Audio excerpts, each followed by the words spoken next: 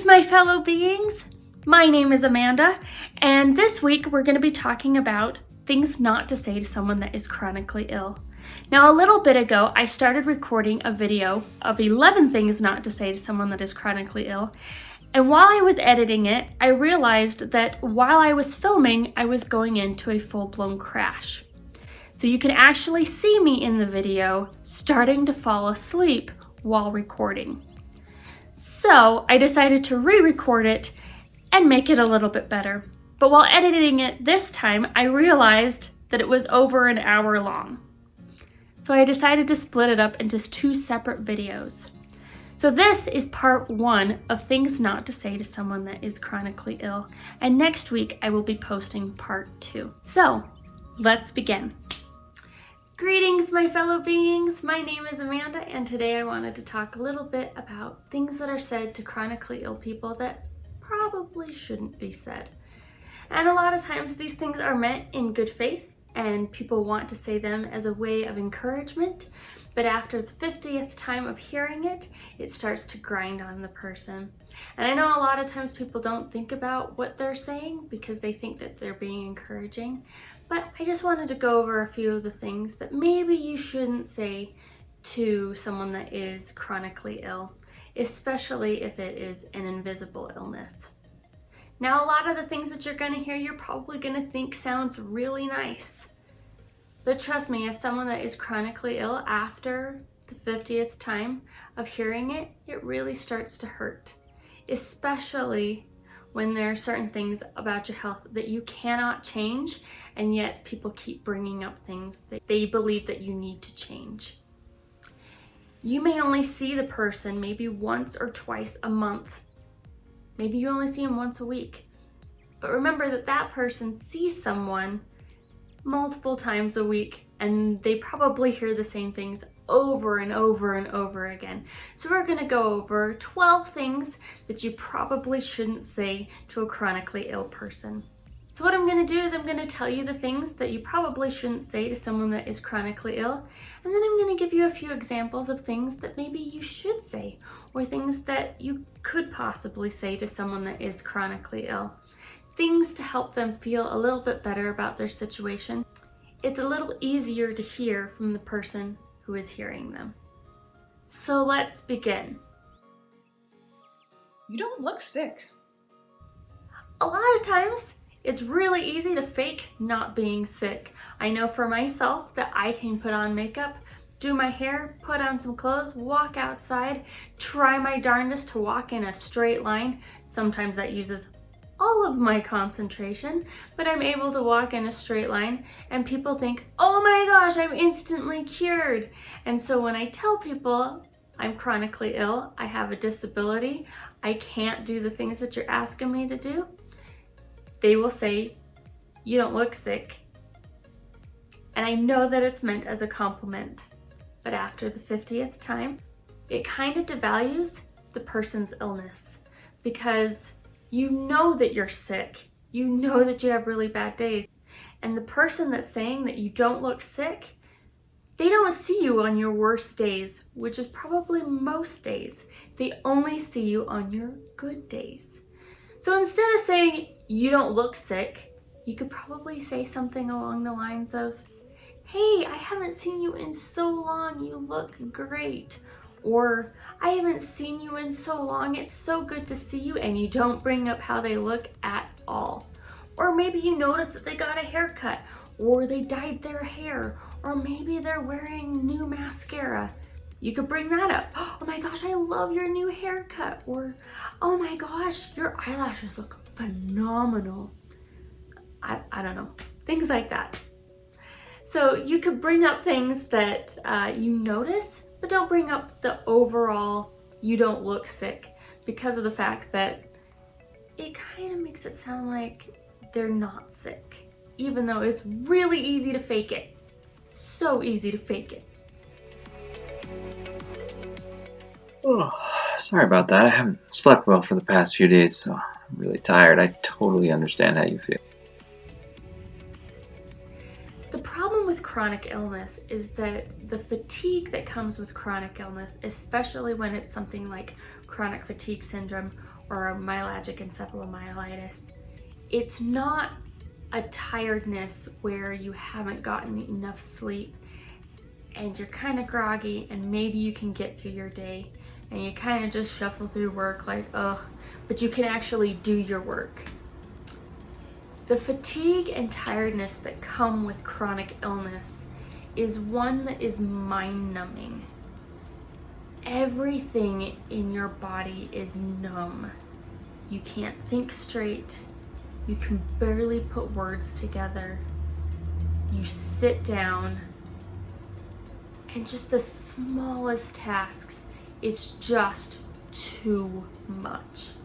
There are a lot of chronically ill people that even just taking a shower is too much energy. So, wet wipes are a chronically ill person's best friend. Also, those disposable toothbrushes, and I know it's not good for the environment, and especially for someone that is an environment warrior, it hurts sometimes, especially with wet wipes, especially with disposable toothbrushes, things like that.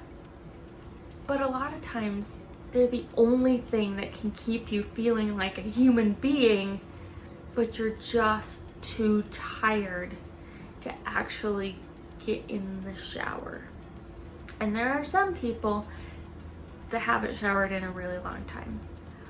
I'm lucky enough that I usually have enough energy to take a shower at night. If I take a shower in the morning, I'm done. There is no more energy and I am on the couch and I do not move. So when you say that you're tired and that you understand the tiredness of a chronically ill person, remember that it's not the feeling of, I just didn't get enough sleep last night. Chronically ill people tend to not sleep most of the time. There have been weeks that I haven't slept for maybe 3 to 4 days, and I can't nap, and I can't sleep, and I just pretty much sit on the couch comatose, just staring and watching YouTube videos all day. I watch a lot of YouTube, so there's that. So instead of bringing up, hey, I'm tired too, there's another one that's also brought up a lot, like, wait till you're my age, then you'll know what being tired is, or wait till you have kids, then you'll know what tiredness is. There really isn't a comparison between being tired and being fatigued. They're two very separate things. And so when you bring up being tired, it makes the person that is chronically ill feel as if they have control over being tired. Because a lot of times when you say, I'm tired, you can fight through it and you can get work done. And so the chronically ill person will probably attempt to fight through it and make everything worse. So if someone says, especially a chronically ill person, because if they tell you that they're tired, it really means that something's wrong. They have like maybe 20 seconds before they crash. So if they're telling you they're tired, then you really need to understand that they're opening up to you, because they know that the way that they say it is coming off as, I just didn't get enough sleep last night. So instead of saying, you know what, I get tired too, have empathy for them. Or if you've never felt that way, just say, I have sympathy for you. I'm so sorry that you feel this way. I hope that tomorrow is a better day for you. And that's the easiest thing you can say.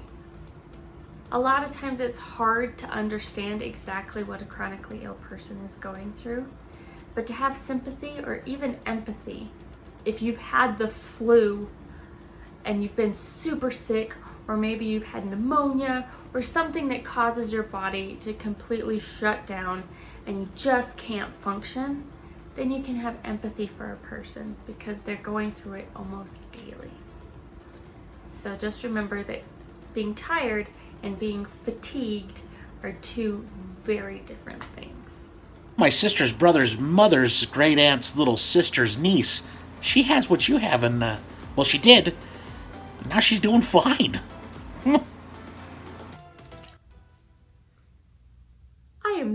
happy for your obscure relative. I am extremely happy for them.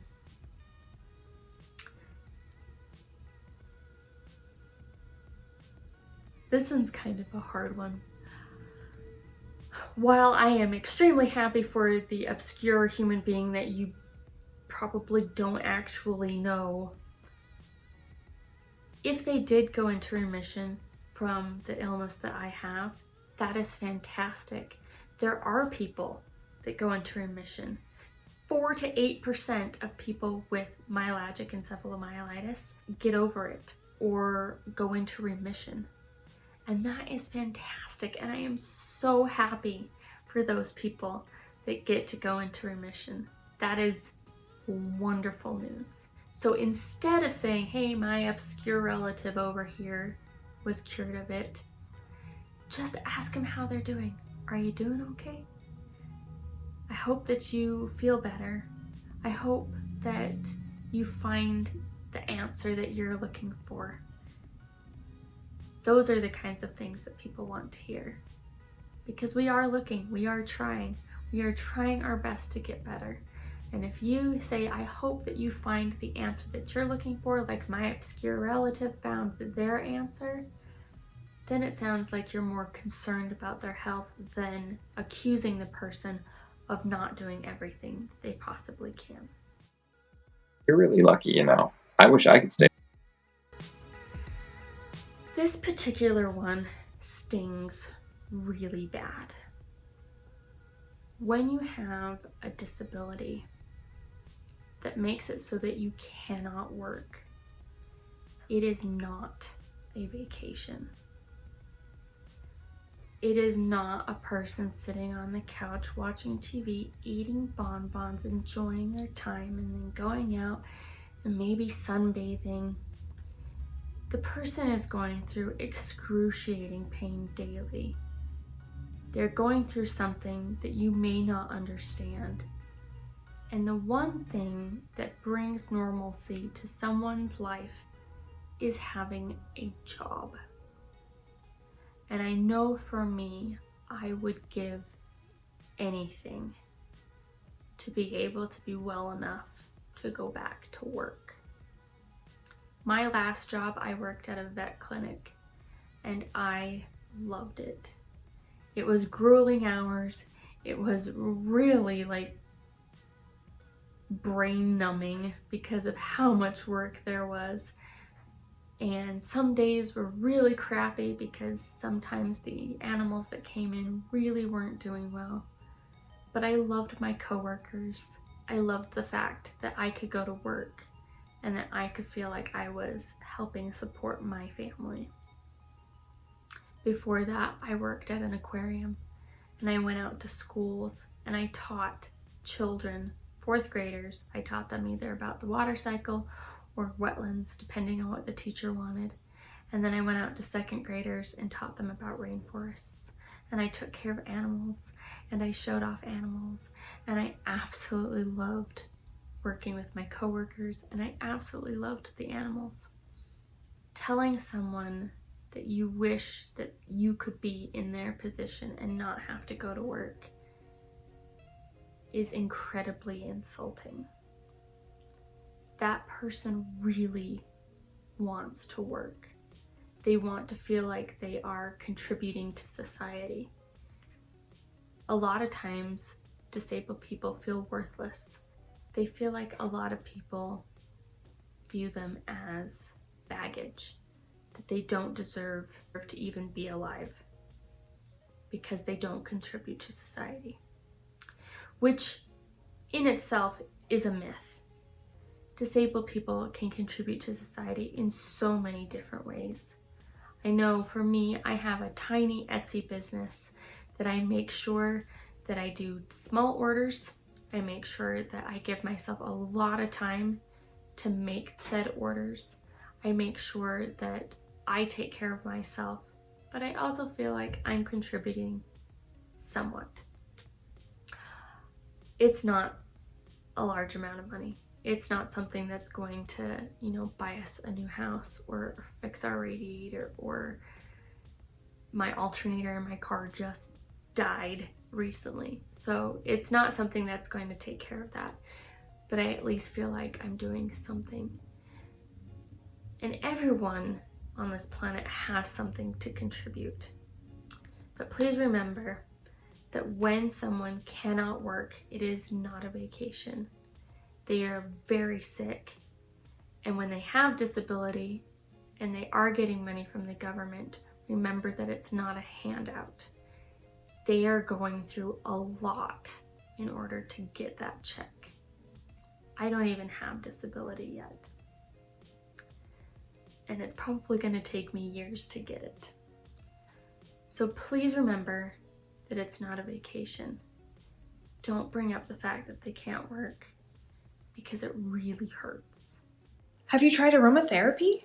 Have you tried essential oils? Oh, have you tried a plant-based diet? This one is one that I know people are trying to be as nice as possible. They think that there is some miracle cure that is going to cure them, or maybe they've taken something and they think, oh my gosh, it cured me and I feel fantastic. Just remember that the chronically ill person has received hundreds of these comments. Have you tried insert whatever it is here? And after a while, it's hard to keep a smile and be like, oh no, I haven't tried that, or I should try it. When it comes to being chronically ill, I can almost guarantee that that person has tried almost everything. And it gets to a point where they're just so tired of having people want them to take more things. Or, have you tried yoga? For someone like me who physically cannot do those kind of things because it will make my brain swell for doing that kind of activity, it makes me feel useless because I can't do yoga. I can't do Tai Chi. I used to do Tai Chi. That was one of my favorite things to do. I can't balance, for one, but two, it makes my heart race, which makes my brain swell. So when you are asking someone to try something, remember that you are not the first person to offer it to them.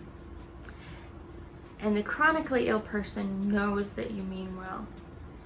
You may get a response that isn't exactly happy. And it's not because they don't like you. It's not because what you've offered is horrible. You're just not the first person to offer it to them. And they probably have tried it. So instead of offering something to them, just tell them they're doing great. You hope that their tomorrow is better than their yesterday. And tell them that they're a wonderful person, and you keep going on. If the conversation leads into something, you could always ask it in that way. So you say, like, the person is talking about how I used to do Tai Chi, and then you can ask, oh, have you tried that lately? That's probably a good way to ask, and then the person can explain the reasons why they can't do something. Also understand the person's condition and realize that some things that you're offering can actually go against the medications that they're currently taking, and it can actually be dangerous to them. So instead of offering things to them like, have you tried blah, blah, blah, blah, blah, insert, just tell them they're doing great. You're so happy to see them. Talk to them about things that you used to talk about. Give them a hug, if they're people that like hugs, and leave it at that. I find that when times get really tough, if I just buckle down and just power through it, that eventually they... So for some people, this advice may be the best advice ever. For a normal human being, pushing through something usually is a good thing. I know for myself, before I got sick, holy moly, I was stubborn. I am still very stubborn. But just remember that if you do not understand the person's disability, suggesting pushing through it could be one of the worst things that you could suggest. When I first got sick, I was constantly told, just push through it. You'll get through it, keep going, you're gonna get through it. And I did. I pushed through it so hard. I kept telling myself, nope, it's in my head. I'm just gonna keep going. I'm gonna get things done. And then I was wiped out and I couldn't function anymore. And I couldn't understand. So then I'd drag myself out of bed and I'd say, okay, we're gonna work out.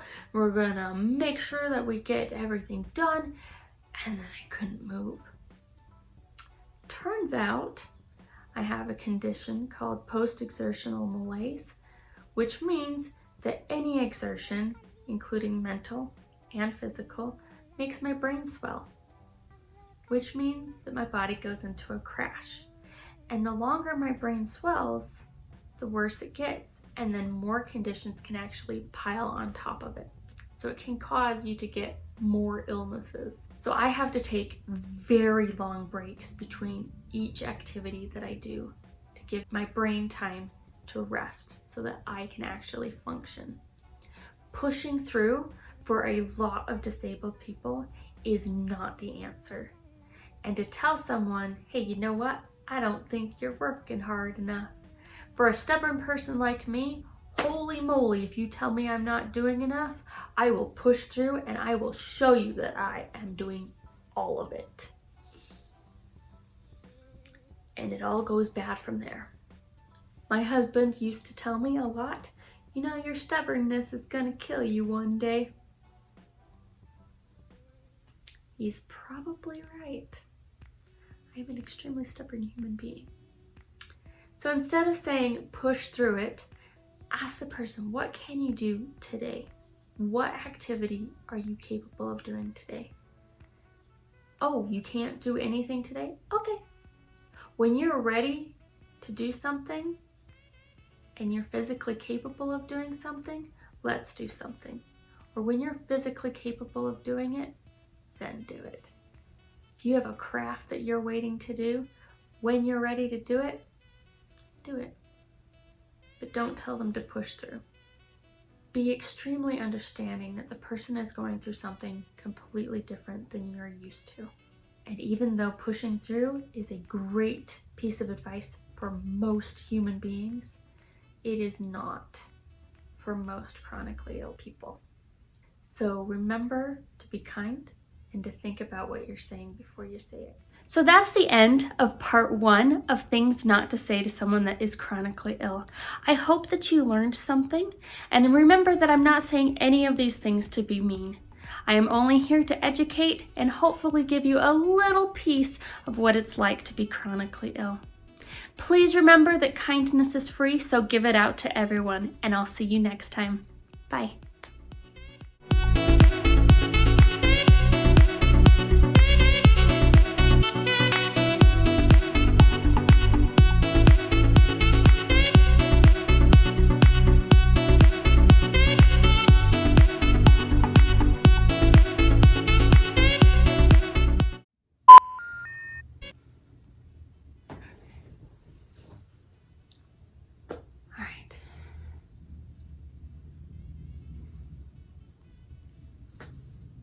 A lot of times with people who have visible illnesses, some of the things that they say, I'm going to restart that, that sounds really stupid.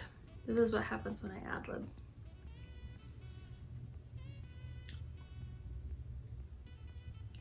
Greetings, my fellow beings. My name is Amanda, and today I wanted to talk about some things that you should...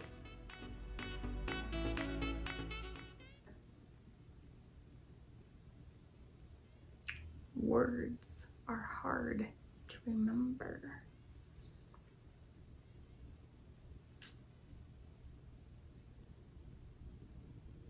And the person that's saying that you